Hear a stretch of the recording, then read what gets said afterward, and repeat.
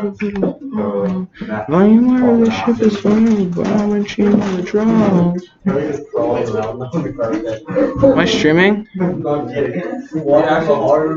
think I started streaming. Let's go.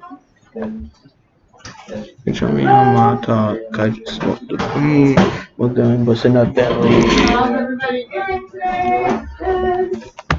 I prefer hats and hoods. If you want me to... Oh, it's okay. Right down on the I think I've got a pretty good idea of what I need to do anyway.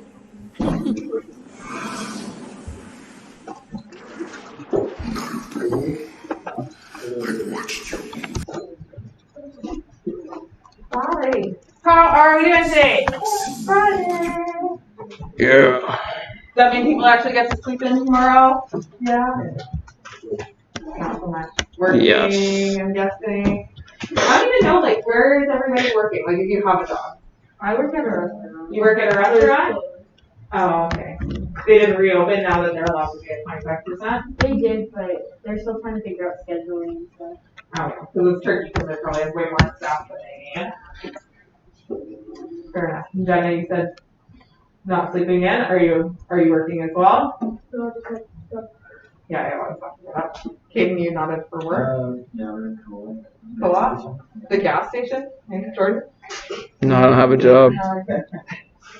Trying to get one Are you though. working? Yeah, we're co-op. Oh, okay. Awesome. And what department?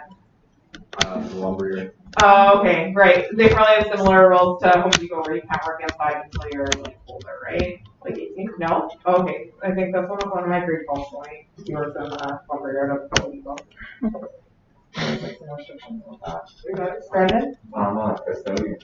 Yeah? Janitor over here. Ian, are you working right now? No? Hudson? No? Noah? I'm so lazy. Yeah? Where are you working? I do like a little bit of casual work, get like do car show. Oh, okay. Awesome. Very good.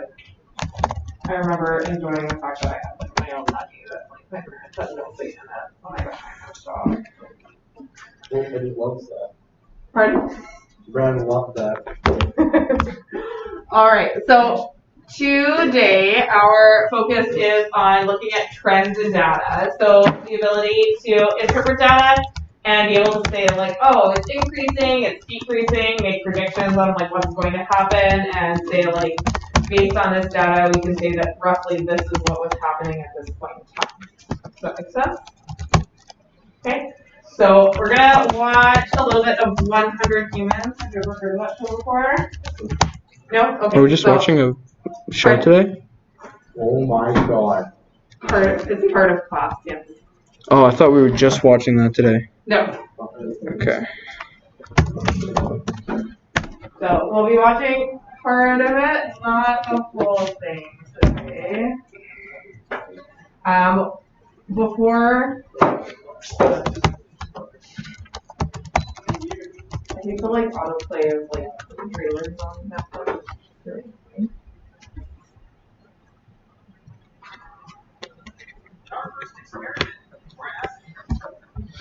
Naruto Shippuden. Shippuden in my mouth. So while you're waiting for me to set this up, I do need to just kind of remind you gently that that skill check, the first one, is posted. Thank you to those of you who did already complete it. I've already like gone through it, marked it, and sent it back to you. So well done to those of you who did that. Does everyone know where to find assignments? So yeah. In the general channel in our team, that's where pretty much everything's going to get pushed out. So there are currently 2 assignments sitting in there. The skill check closes on Sunday. So we have another thing to do like on Mondays. I'm going nowhere. I'm going to go play. Okay, although we'll talk about it.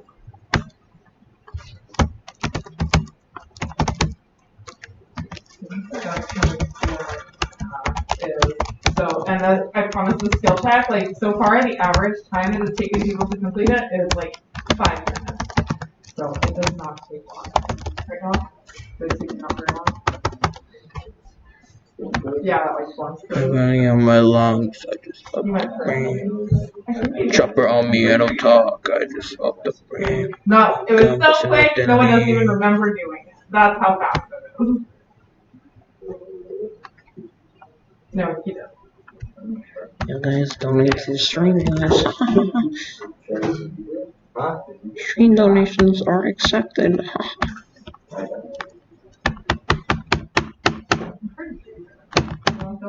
There we go.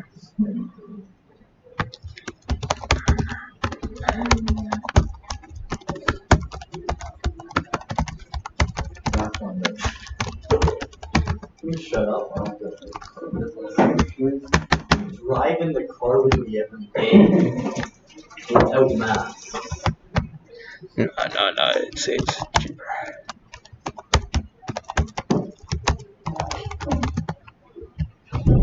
See a mad moon rising.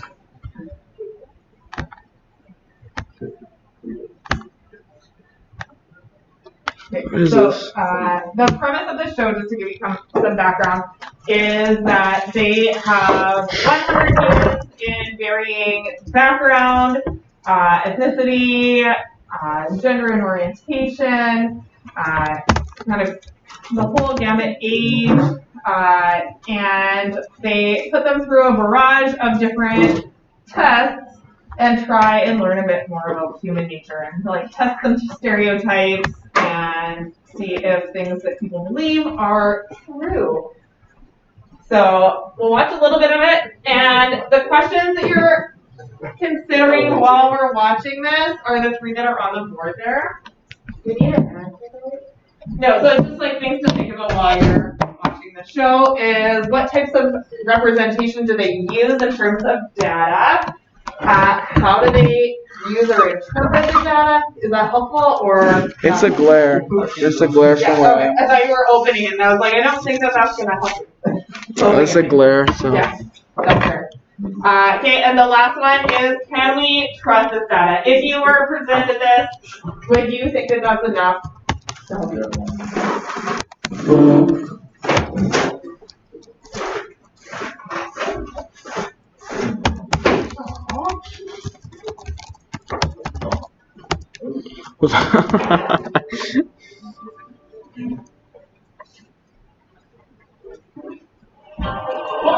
Human beings of all ages and backgrounds, representing a cross-section of American society, have been invited to participate in a unique experiment. They will place themselves at the mercy of us, three curious folks on a mission to answer questions we all have. Who are these people? We're conducting an experiment that will require a little torture. They will be taking part in a series of scientific studies we designed in order to discover what makes people tick. We will answer everything you ever wanted to know about humanity. Give us a sample of sperm. Oh my god. I definitely need my back. Why do you keep the trash out? Play house. Nobel Prize, here we come. This is 100 units. I feel like you make this. Greetings, 100 units. Does each of you have a blindfold? Please put your blindfold on.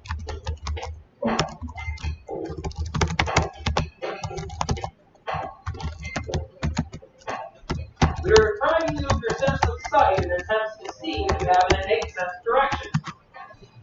Alright, when you hear the whistle, everyone point north with your outstretched arm.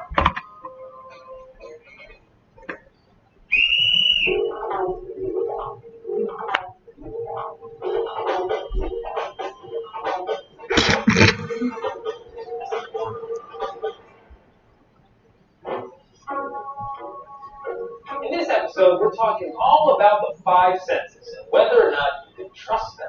You may have heard of these. They're sight, smell, taste, touch, and hearing.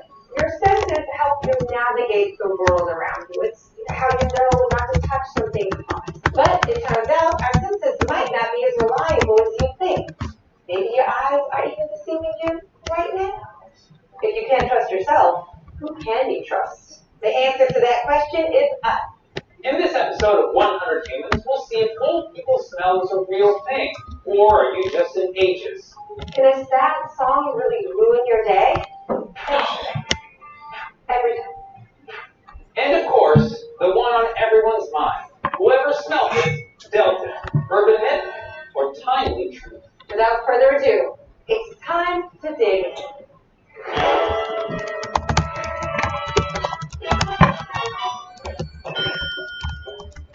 There's one sense I've always been really curious about. It's the sense of smell. I have this friend, Cecile. She's 83. And she has a certain sense of smell that is very distinct. So all people talk. I'm not saying that it's a bad smell, it's just distinct. I'm just wondering if old people smell distinctively. I think so. Do they? Yeah. To explore our first sense, smell, we're taking a whiff at the question, do old people smell different? We found a group of 7 generics ready and willing to be smelled. It wasn't hard at all. Not only are old people not busy, they're also easy to catch. And for the control group, we gathered a bunch of millennials. The kids were a bit harder to wrangle, but promised that the good avocado toast did the trick. We asked both groups to arrive freshly showered and devoid of any scent, grooming products, or sense of shame. We just want their own clean, natural scent. Hi, humans. Do you guys think you have a good sense of smell?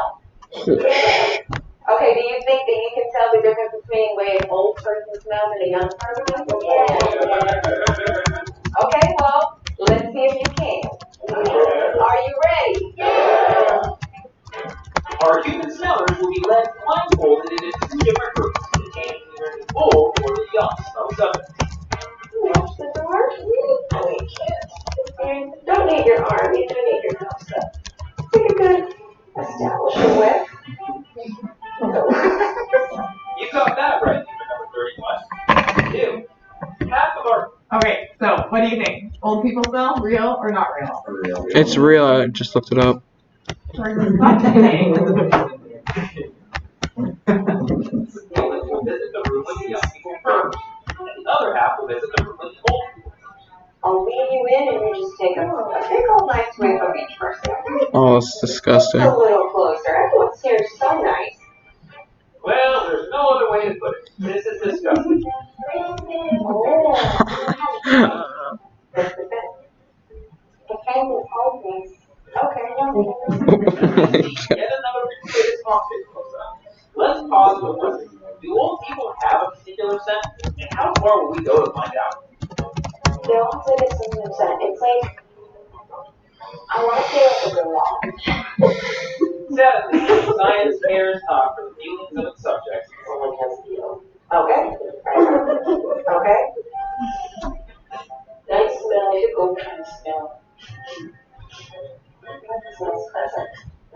So now to the first room, we're all coming next. Nice. Smells really good here. I like the way this one smells. I think it's store. Any store in particular? That girly store that's like one size fits all. I think these are the young people. Can you tell us why? They just smell life and exuberance and freshness. Okay, can you describe to me what life smells like? Life smells like fresh skin. That's like plum. Okay, let's see if you're right. Yeah? Yeah. Okay. Hi, oh, I knew it! I didn't know you. So who do you think is in this room? I think it's the more mature people. The smell that I'm getting is the older people.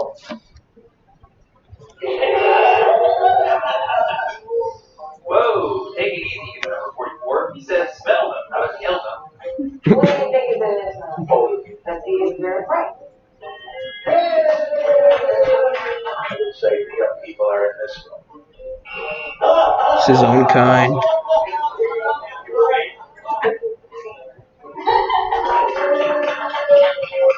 Closer toward their 70s.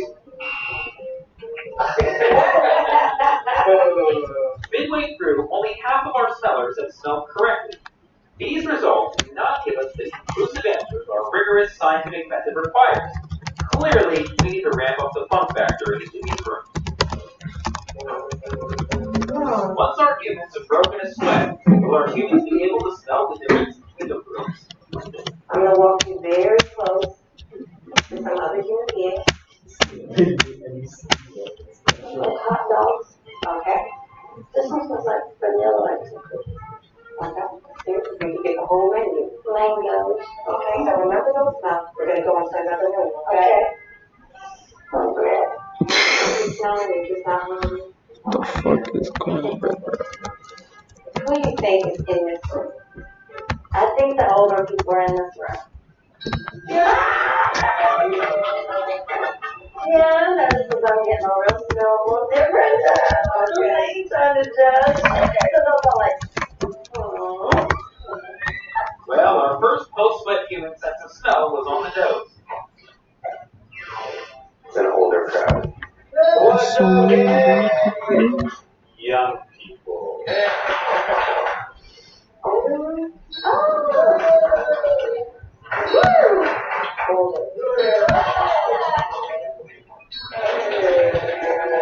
Our humans were clearly sniffing correctly. This can be because scientists speculate that humans have an evolutionary ability to distinguish the scents of different ages in order to find younger and more virile mates.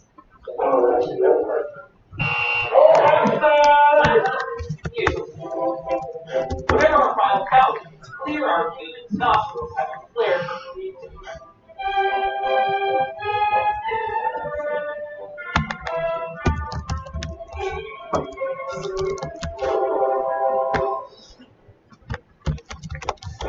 So, when we first started, only about half of the humans could tell the difference between the old and the young people. But then check this out. Once we added, well, body odor, almost all of the humans guessed correctly. So, do old people have a different smell? Yes. To figure out why our humans are such olfactory ages, I spoke with a man whose life's work has been devoted to cracking the code of 5 senses, multi-sensory designer. Just softly. How are we able to tell with our noses that someone is old? Scientists have found out that over the age of 40, people have higher levels of this organic fragrant compounds, and that makes them smell different. However, it's not just older people. Studies have also shown that different age groups have unique smells. And this is something we can test for ourselves. The next time you get the chance, you should smell a baby. They smell fantastic.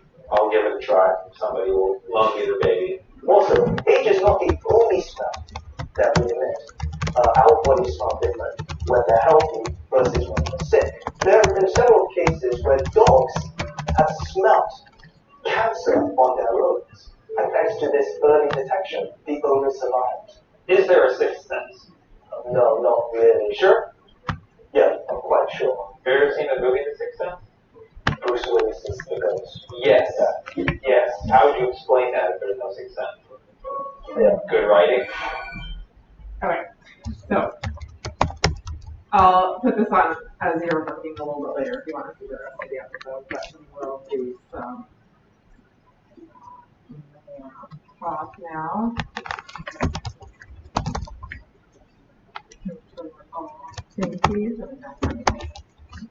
What?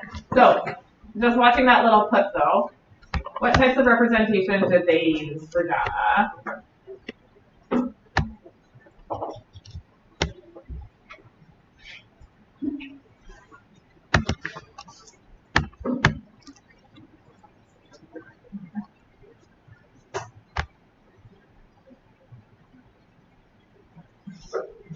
Anyone? How do they represent that data?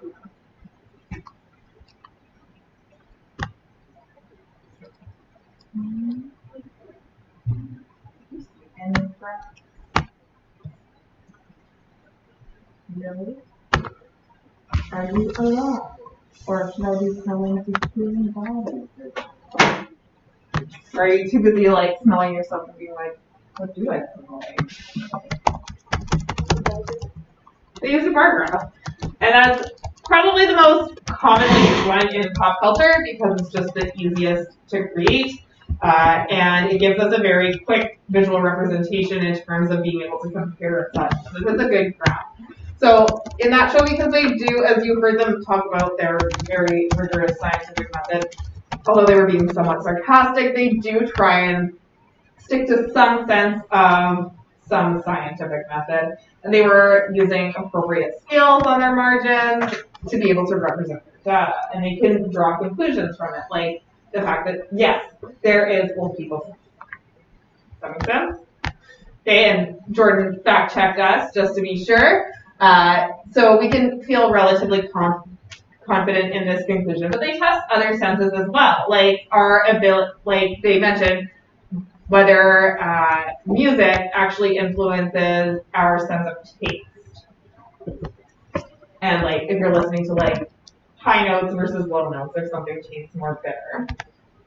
So when we consider that, and consider that they're looking at only 100 humans, do you trust this data on its own?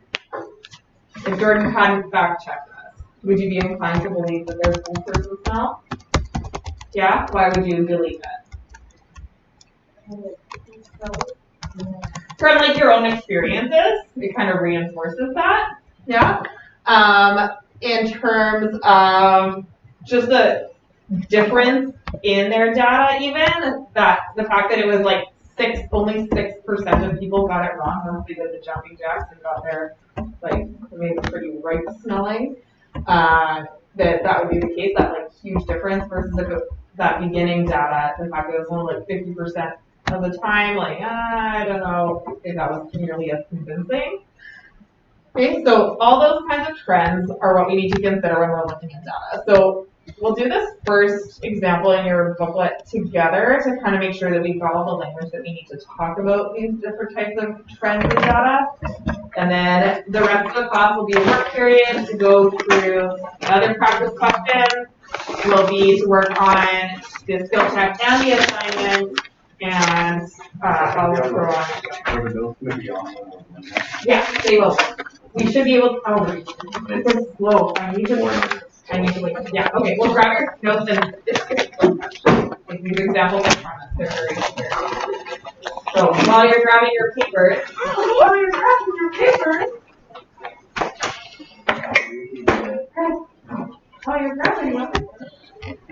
Charlottetown Horticultural Center and Nursery grows and sells plants, trees, and flowers. Lynn works as a grower there.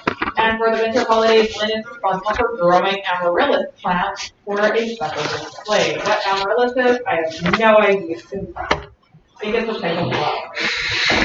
Okay, 3 weeks before the busy holiday season, she tracks the growth of one of the plants to make sure that they're going to be big enough.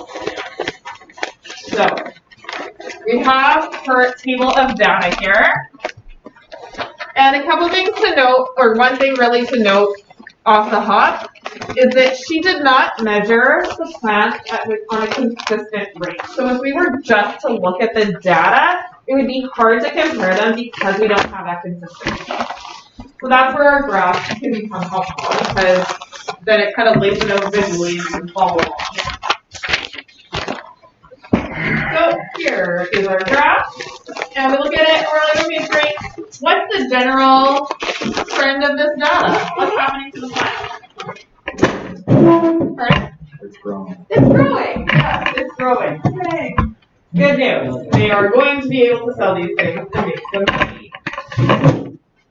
So we can kind of do 2 other things with data other than look at general trends. So the increasing or decreasing piece really is our general conclusion. Same thing with like the bar graph and the old people smell. We can come to some general conclusions about it based on what we see. But then we can also look at numerical analysis of it too. So our first question that we're asked is, how tall is the plant on November 28th? How do we do this? Anyone help me out here?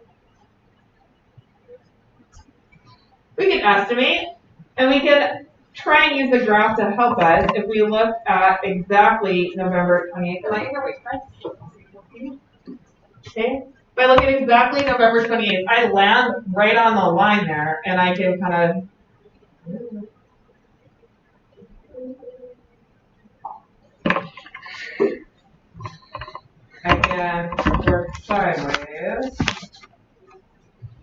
estimate roughly what it is. So what would we say? How tall is the plant? 50, just under 40, anywhere in there. Because you're estimating, there's no like wrong answer as long as it's like ballpark. So I would have probably said 49. Just because it isn't exactly on the line. And so this is an example of interpolation. Inside your data is interpolation.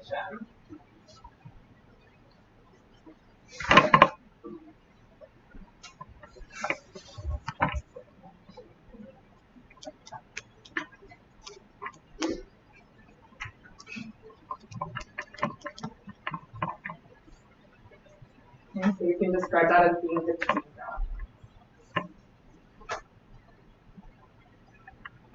The next question asks, how tall will the plant be on December 13th?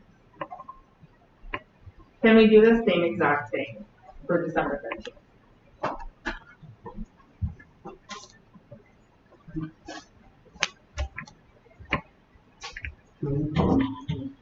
No, because December 13th is way over here.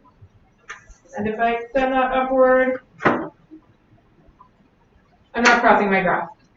So we use that rule that we just said of it's generally increasing to help us out.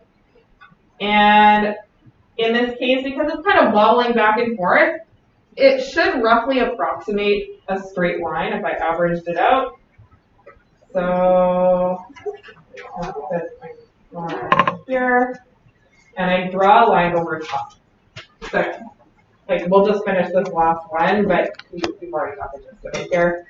So your work is the other practice questions on pages 6 and 7.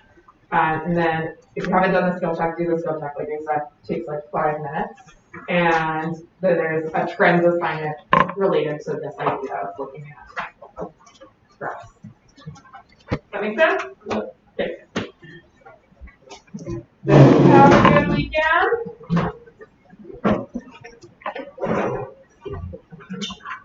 Brandon, I tried to convince my husband to buy that fire pit. Said we needed a door just for children. He doesn't want them falling into a fire for some reason. Yeah.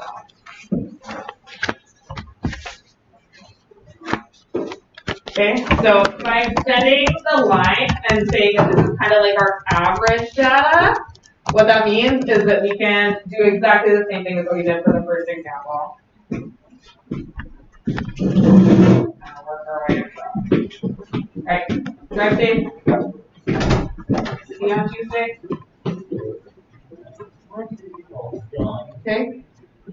Once we have a point, we can make some conclusions, make some guesstimations here. What do you think on this one? 93? Yeah, not quite halfway up, so I would say 95.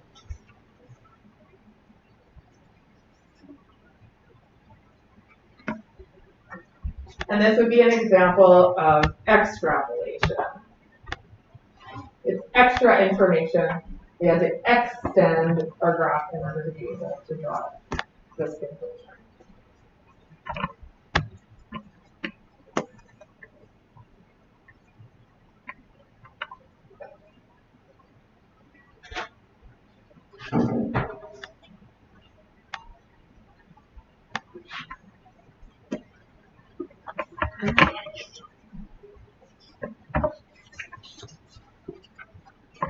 Does this all make sense? So it's really just a matter of looking at being able to identify, is it increasing, is it decreasing, how do these things compare? If we're looking at bar graphs, is it like about half of one compares to the other? Are they about the same? Okay, those are our general trends, and then being able to look at specific values using those trends to kind of inform our decision making. You with me? That's the big idea for today. So, that being said, there are some extra questions. There's another question at the bottom of page 6. There are some questions to go with the graph on page 7. I recommend starting there as your practice. And then on Teams, again, the skill check. and this friends assignment. Again, I'm only putting these assignments in there to really try and develop that on our days that we're not at school, we're still doing some work for class. So that's why we're having all these little baby assignments right now, to kind of just develop that those good work habits.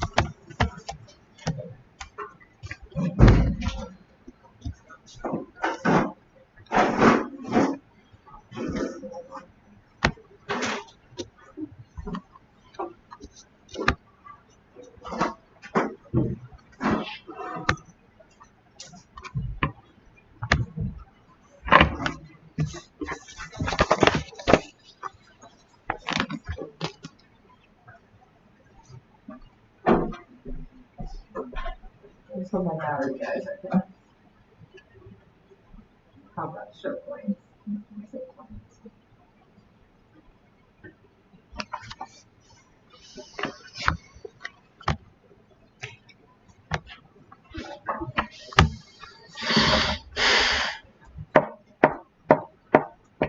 Did you find this stuff interesting? The whole series of episodes. It's quite funny, and they do a lot about I would miss just random things that the humans ask that they come across. They look at bias in terms of like gender and sexuality, like how we see ourselves versus how other people see us. So it's pretty cool, in my opinion. But You have so much. You mind these pages. We're moving on now to our sense of hearing and whether or not sound can affect our behavior. In our next experiment, we want to know, can music influence how much risk we're willing to take? Meet internationally acclaimed night thrower and global best swimmer, Jack Dagger. Would you like to stop going night to you? To begin our experiment, we divided our 100 I don't mind you being on here, and like I know that we use computers more often than not for a lot of our stuff. Just being mindful of the fact that we like are following it as well. Okay? Okay. And if it's a distraction, then like close it up while we're not needing it, and then it's there when you. Okay. Our theory is humans listening to happy music are likely to allow a blue eye in the back to go an insanely sharp night here and shake from their face. Our first subject is human number 48, which is spending hours listening to happy. A little 48. Please watch the But demonstration. overall, what's it doing? It's increasing, right? Okay. Do you think that this can keep happening forever? People are going to keep jumping higher. Okay, this is Jack. No? Okay, why not? He's a professional lifeguard. I can see that. So, would you be willing to stand in for his next I'm not agreeing or disagreeing. I'm just getting you to think about it. Okay? 99% success rating. Okay, well, those are good. Those are good numbers. 99. All right, well, let's do it. My life's in your hands. So. All right. Okay, great. Going up. So going up or increasing, and then eventually. Mr. Dagger, you're clear to go tonight?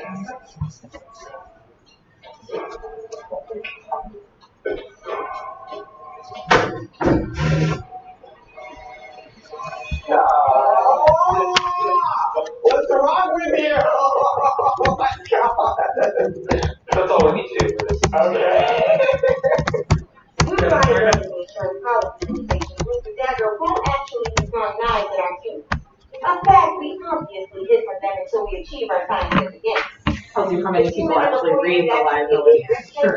Or is the music simply making them want to get sad? Our next potential sad is spending an hour listening to somber music. Now, please watch this demonstration. Okay.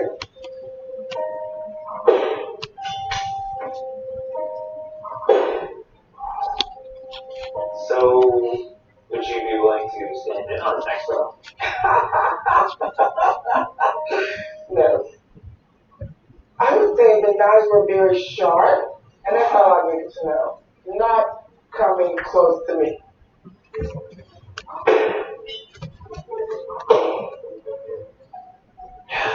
Jack is a professional knife thrower.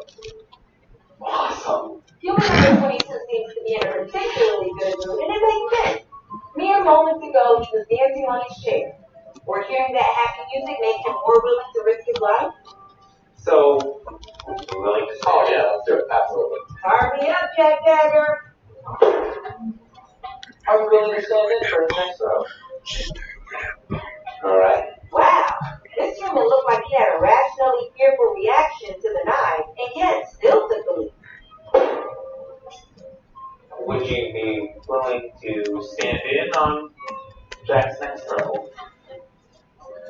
No. We still have no takers from the tab music room. Will any of them step up and put a little skin in the game? Our next two humans are a female from the tab music room. Hello, human number 95. Hello. And a female from the happy music room. Oh my god. Woo. This is Jack Dagger. Hi. Hi. You were so handsome. Yes, he was. Real? I thought he was hot. It was dateable. You know. Both of these humans are totally into Jack Dagger, but how far will they go to feel the cool touch of his blade? Are they willing to risk it all? Would you be willing to stand in for his next row? Okay. What, you crazy? You want me? No. Yes or no? No, thank you. Despite each professing a powerful animal attraction to Jack Dagger and his best, their ultimate decisions differed according to the music they listened to.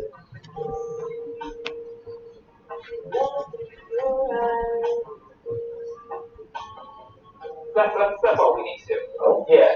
Okay, that'll be fine. Yeah. Yeah. Sure enough. No, you're fine. You're good. Okay. These happy music humans are fearless. Let's give the sad music humans a few more chances. Would you be willing to stand in for his next row? No. No, that's okay. Yeah. I'm gonna close my eyes. Okay. No. Are you sure? 100%. Damn it. I'm sorry. Kind of a weird time to ask this, but would you be willing to stand in for his next row? Oh my god. I'll say no. I get it. You can go. It's like right through the guy on the thing. So, which humans were more likely to step in front of the knife? Those from the happy music room or those from the sad music room? Yeah. Okay, so the humans that listen to the happy music were much more likely to allow the knife to be thrown at them. Maybe happy music makes people more agreeable and trusting. Or if they were just spellbound by Jack Dagger. To dig deeper into the psyches of Jack Dagger's would-be victims, we picked the brain of neuroscientist Gang 11. If the happy music was soothing to them, it might have released prolactin, which is a tranquilizing, soothing hormone, which could engender trust. If the happy music was mood elevating, it could release serotonin and dopamine, which would make them more exploratory. In addition, if you felt that other people around were enjoying the music, you release oxytocin, Right. which is the hormone that engenders trust. Right. Are there other things that human beings are more inclined to do simply because of the music they listen to? People who listen to music together are having sex more often than people who listen to music apart. And the sex act lasts longer. Really?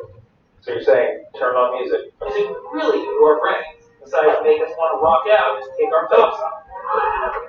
Recent studies have shown that the effects of music are massive. A new report shows that just playing music can actually encourage brain growth in premature babies. Now, they mostly played the parts out, so the jury's still out on the insane clown costume.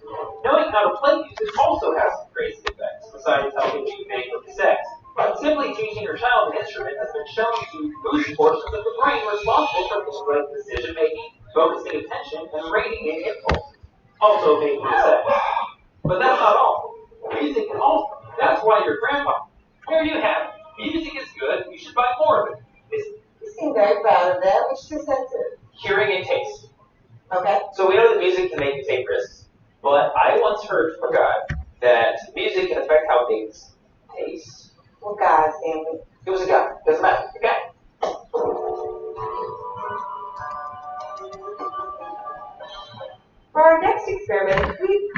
ladder of two senses, sound and taste, and ask the question, can music affect taste? To test this, we randomly divided our humans into three different groups. Group 1 will hear low note tuba sounds. Group 2 will hear high-pitched piccolo sounds. And group 3 will hear note music, which will be our control group. We'll be giving each group the same food, and testing the speed of different music, or lack thereof, will change the way their food tastes. Hello, humans. We hope that you enjoy this little tea time respite. You'll be served a unique three-course meal, so please sit back, relax, enjoy the refreshments, the charming ambience, and the soothing music.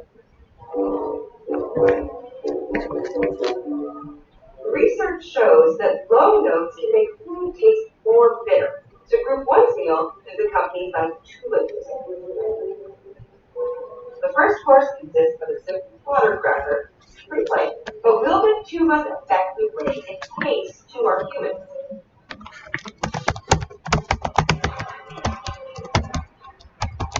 Each human will answer a series of questions about the so-called dining experience, ambiance, entertainment, and mood. But the only data we really care about is how the food tastes. They'll rate the sweetness and bitterness of each item on a scale of 1 to 10.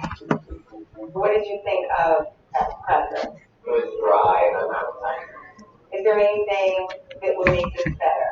Anything to moisten and make the cracker more palatable with the milk. Let's move on to the second course. Will this sweet and bitter drink taste really bitter when sent to this music?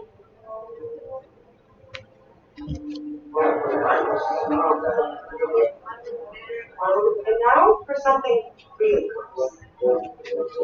Pure dark chocolate. No sugar, cream, or sweetener added. The humans are completely disgusted. Could it be the natural taste of chocolate? Or are the low notes taking us to another level? That was wild color song. What if I put that whole thing in my mouth and that broke down my head?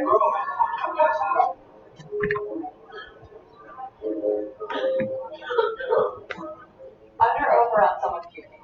Somebody probably did in her mouth. That's data I don't want to collect. It takes a I was excited, yeah. I flip the sidewalk.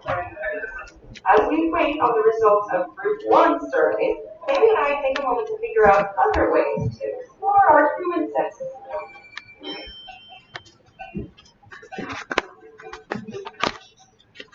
Hey, what's up to jump at? I see a bunch of humans skating around doing nothing.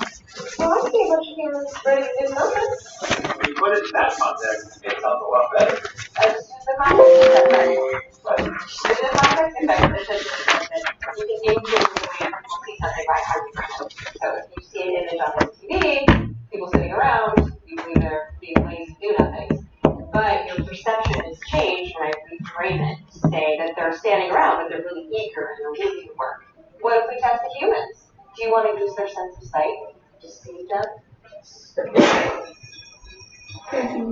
For our next experiment, all about sight, we want to see if our humans can be as easily influenced by the context effect as Sandy just was.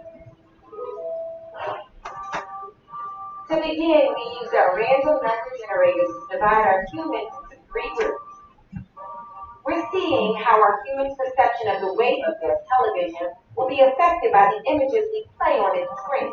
Our assumption going in is that the group seeing clouds will think the TV is lighter. The group seeing bricks will think the TV is heavier, and the group seeing no picture at all will get closest to the television's actual weight. Hello, number 39. Hello. So, can you name this item right here? What is this called? That is CRT-TV. Whoa. I think. Specific answer. I like it. Now, can you tell me how much it weighs? I would want to say like maybe 50 pounds. That old TV's true weight is 68 pounds. Let's say this bad boy is a 50. 35 pounds? Does it have a butt on it? Yeah. 20. 35 pounds. 120 pounds? 170. 170 pounds? Yes, yeah, final answer? Yes. I would lift it up, but I'm not that strong. The humans in group 1 gets on average is a 68-pound TV weighs 43 pounds. They are our control group. Because they substitute that turns off with no image of the screen to influence them. Group 2 will now see light